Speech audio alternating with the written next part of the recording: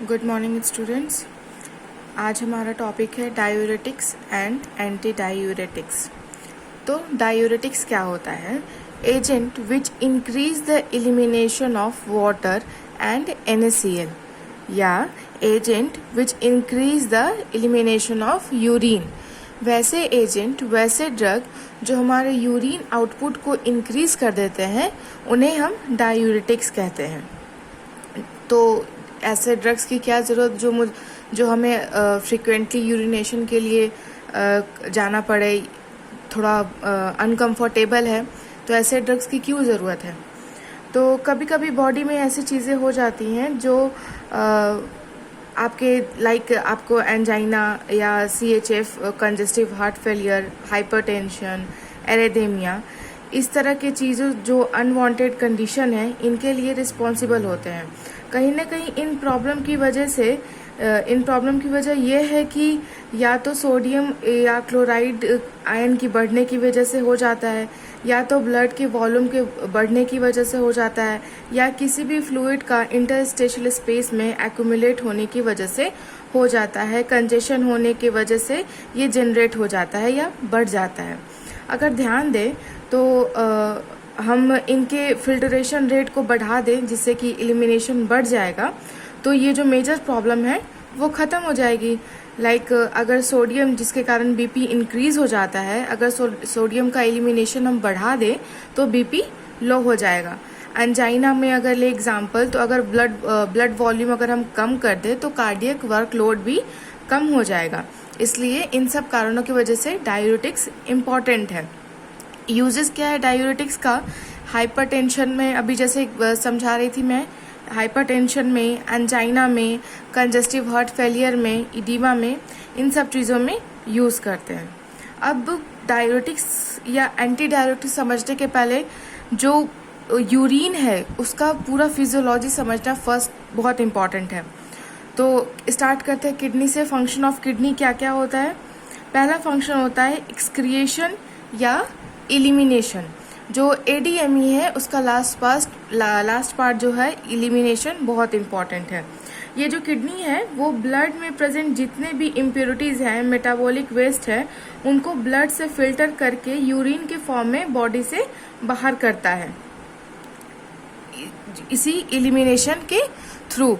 इसके कारण बहुत सारे ऐसे साइड इफेक्ट हैं, कम्युलेटिव इफेक्ट है, साइड इफेक्ट है जो कम हो जाते हैं। सेकेंड फंक्शन है किडनी का मेंटेन एसिड बेस इक्विलिब्रियम। बहुत सारे अनवांटेड इम्प्योरिटीज, मेटाबॉलिक वेस्ट की वजह से एसिडिटी बढ़ जाती है, घट जाती है, बेसिसिटी बढ़ जाती है, घट जाती है। तो एक एसिड बेस के इक्विलिब्रियम में रखने के लिए भी किडनी इम्पॉर्टेंट है। थर्ड है maintenance of sodium, calcium, sodium potassium chloride ion, जो ये मोस्ट इम्पॉर्टेंट पॉइंट है। मेजर कंपोनेंट ऑफ यूरिन यही है, सोडियम है, क्लोराइड आयन है, पोटासियम है, अमोनिया है, uric acid, sulphate, phosphate, bicarbonate ion, ये सारे इम्पॉर्टेंट कंपोनेंट है। अगर ये बॉडी से बाहर मूव करते हैं तो कहीं ना कहीं बॉडी में इलेक्ट्रोलाइट का बैलेंस होता है। अगर इनका एक्सक्रिएशन ज़्यादा हो जाए तो इनएवेबिलिटी हो जाएगी, अगर एक्सक्रिएशन इनका कम हो जाए तो बॉडी में ज़्यादा मात्रा में हो जाएंगे, ओवर एवेबिलिटी हो जाएगी। तो इनको मेंटेन करना भी इम्पॉर्टेंट है।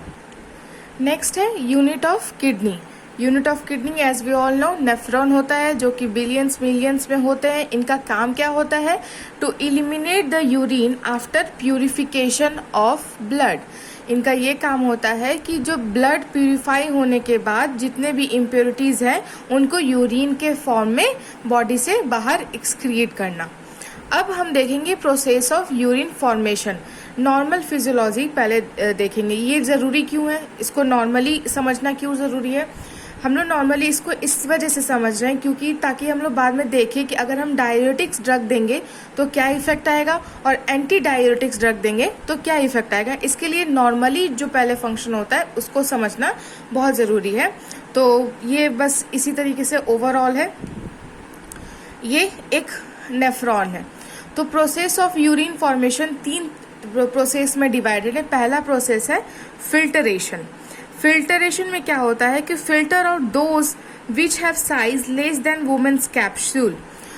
फिल्ट्रेशन में क्या होता है कि वैसे इलेक्ट्रोलाइट, वैसे सबस्टांस जिनका साइज वुमेन कैप्सूल्स से कम होता है वो फिल्टर होके वुमेन कैप्सूल्स के अंदर ल्यूमेन में आ जाते हैं। फिल्ट्रेशन का प्रोसेस यहाँ नंबर 1 है, फिल्ट्रेशन का प्रोसेस वुमेन कैप्सूल में होता है। वुमेन्स किडनी में फिल्ट्रेशन जो साइट है वहाँ वो है वुमेन्स कैप्सूल। किडनी में जो ब्लड आ रहा है आपकी पूरी बॉडी से बहुत सारी इम्प्योरिटीज मेटाबोलाइट को लेकर आ रहा होगा, तो ये जो ये सब है वो जिस वेन से आ रहे हैं उसे हम एफरेंट कहते हैं। जिस भी वेन से जो सारे इम्प्योरिटीज हैं मेटाबॉलिक है जो लेकर जो वेन्स आ रहा है उसको हम इफरेंट कहते हैं, जो नेफ्रॉन के फिल्ट्रेशन साइट पर लेकर आता है, मतलब वुमेन कैप्सूल में लेकर आता है। इसके बाद जो ब्लड वेसल यहाँ से आगे मूव करते हैं उसको हम इफरेंट नर्व कहते हैं। तो फिल्ट्रेशन में यही होता है कि जो वुमेन कैप्सूल्स के साइज से, जो वुमेन कैप्सूल में जो पोर्स है उस साइज से जो छोटा रहता है वो फिल्टर आउट होके अंदर ल्यूमेन में आता है। नेक्स्ट स्टेप है सिलेक्टिव रीअब्जॉर्प्शन, जो कि मोस्ट इम्पॉर्टेंट है, रेट लिमिटिंग स्टेप है।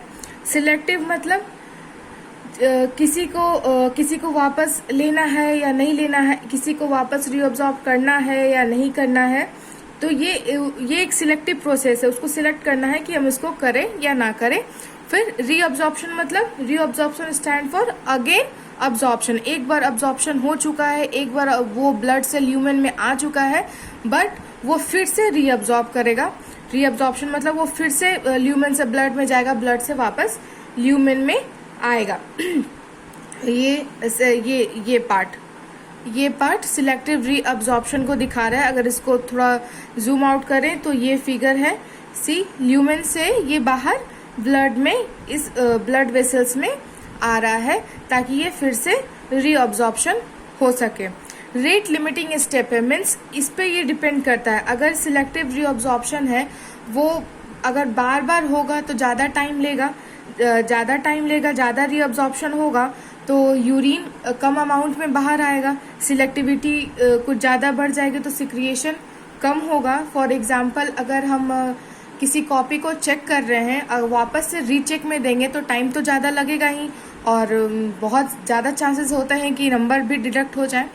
तो इस वजह से रीअब्जॉर्प्शन भी उसी कैटेगरी का एक एग्जांपल के थ्रू मैंने समझाया कि सिलेक्टिव रीअब्जॉर्प्शन में क्या हो रहा है कि वो फिर से चेक कर रहा है कि मैंने जो सही अब्जॉर्ब हुआ है या नहीं हुआ है, जिसको अब्जॉर्ब नहीं होना था उसको वो वापस बाहर ब्लड वेसल्स में थ्रू आउट कर देता है। थर्ड स्टेप है सिक्रिएशन। सिक्रिएशन में क्या होता है कि those drug which can't be filtered, for example penicillin and aspirin, get secreted with blood and exactly excreted out with urine. Secretion में क्या होता है, वैसे ड्रग जो कि वुमेन कैप्सूल का ये जो प्रोसेस है, फर्स्ट प्रोसेस है फिल्टरेशन, उसमें वो पास नहीं कर पाते, वो फिल्टर किसी तरीके से हो जाते हैं और वुमेन कैप्सूल में, पर उनका एक्सक्रिएशन होना बहुत ज़रूरी है। वो अब्जॉर्प्शन प्रोसेस में जो रीअब्जॉर्प्शन हो रहा है उसमें वो पास नहीं कर पाते हैं, वो आ जाते हैं, तो उनको जो ब्लड है ब्लड में सिक्रिएट कर लेता है, ब्लड अब्जॉर्ब करता है और लास्टली यूरिन के थ्रू उसको एक्सक्रीट कर देता है। This is the normal physiology of urine formation. अब हम लोग जब डायूरेटिक्स ड्रग या एंटी डायूरेटिक्स ड्रग जब पढ़ेंगे तो हम लोग देखेंगे कि कहीं ना कहीं ये तीनों जो हैं, ये तीन जो प्रोसेस है यही अफेक्ट होते हैं डायूरेटिक्स या एंटी डायूरेटिक्स से। Thank you for today.